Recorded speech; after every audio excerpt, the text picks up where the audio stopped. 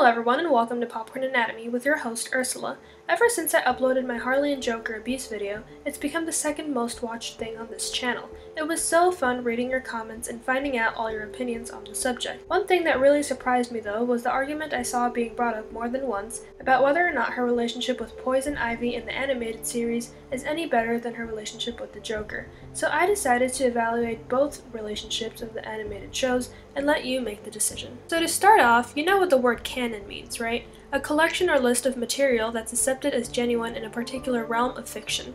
Well, in the world of DC, there are many different canons. There's a canon for the cinematic universe, one for television, one for comic books, which right now seems to be just New 52 and Rebirth, and one for the animated shows. In this episode, I'm going to focus mainly on the animated canon.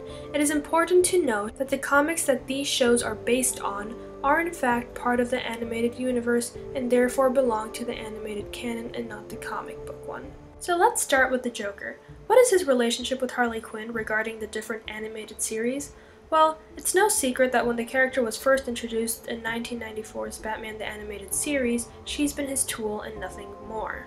While their work dynamic is fun to watch, they definitely add more color to the Batman stories, the romance isn't quite there. Both in that show and in the new Batman Adventures, the Joker abuses Harley physically, verbally, and psychologically. I can sit here and tell you about all the times Joker has abused Harley in those two shows, but it would take me forever. Instead, here's an online article by Time magazine that pretty much sums it up.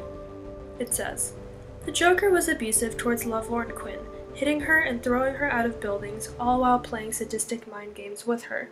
The series clearly depicted the patterns of domestic violence. He beat her and cast her out before wooing her back.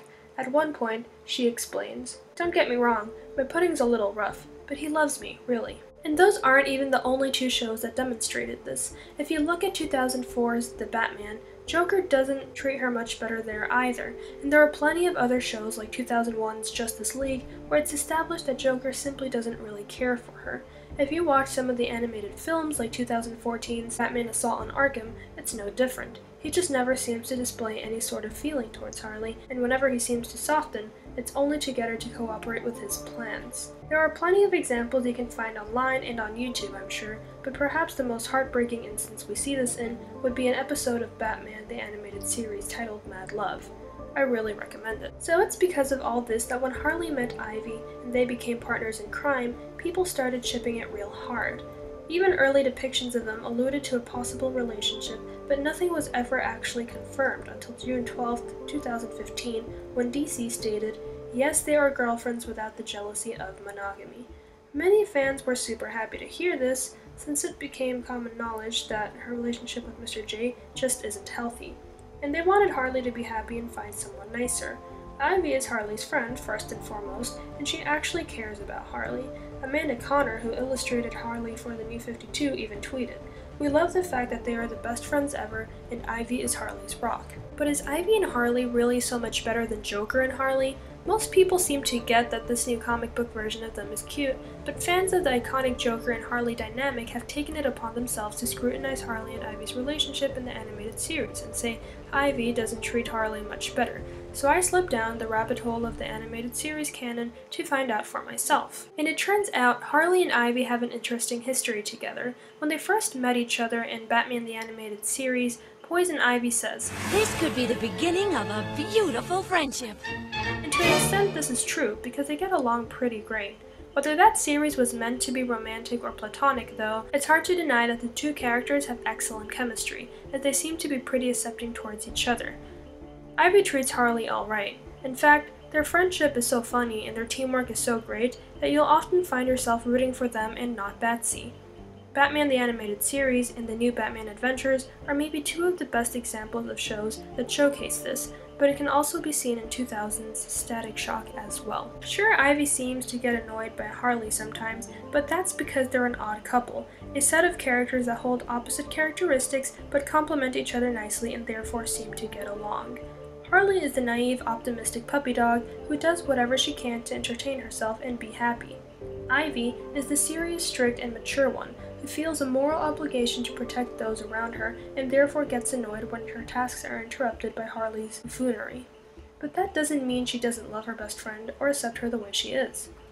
I think that the only time Ivy has really hurt Harley on screen would be in the 2000s web series Gotham Girls, in which, rather than just being sassy, Ivy takes her anger out on Harley several times, and in some cases even uses jealousy to manipulate her. So that's not very cool and shouldn't really be excused, the same way that the Joker's behavior shouldn't be excused either. But that's really the only cartoon series I can think of in which Ivy mistreats her. In all the other shows, they seem to have a perfectly healthy relationship. The comics that these shows are based off of are a little different though. I was able to find 4 examples of Ivy hurting Harley, and those are in 1996's Batman and Robin Adventures number 8, 2000's Gotham Adventures number 9, 2004's Batman Adventures number 16 volume 2, and in the 2007 Harley and Ivy miniseries. In these stories, Ivy gets physical several times and constantly takes all of her anger out on Harley. Long story short, if we stick to some of the shows I mentioned earlier, the relationship becomes passable, but throw in Gotham Girls and all these old comic books, and we start seeing lots of red flags. So you may ask, why does everyone ship Ivy and Harley then? Well, remember how I said earlier that there are different types of canon? Well, let's move away from the animated series for a second and focus on the regular comic book canon.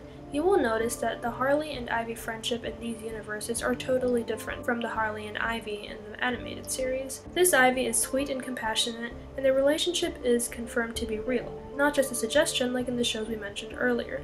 This is the universe Amanda Conner and Jimmy Palmiotti were referring to when they said Harley and Ivy are girlfriends without the jealousy of monogamy. This New Age comic book Ivy is Harley's rock. She protects Harley from the Joker because she knows what abuse is like, and she's Harley's friend as much as she is her girlfriend. She continues to be the stricter, more responsible one out of the two, but she treats Harley like an equal, and Harley feels safe and comfortable around her. Most importantly, she's happy.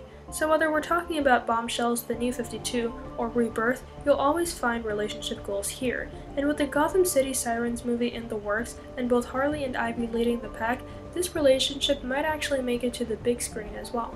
So who do you ship with Harley? I love the work dynamic between her and the Joker, especially in the animated shows, but romantically, New 52 Ivy might be the hero she deserves. On the other hand, she seemed to have some chemistry with Deadshot in the new Suicide Squad movie, or perhaps Harley doesn't need a partner. Maybe independence is the way to go in Harley's case.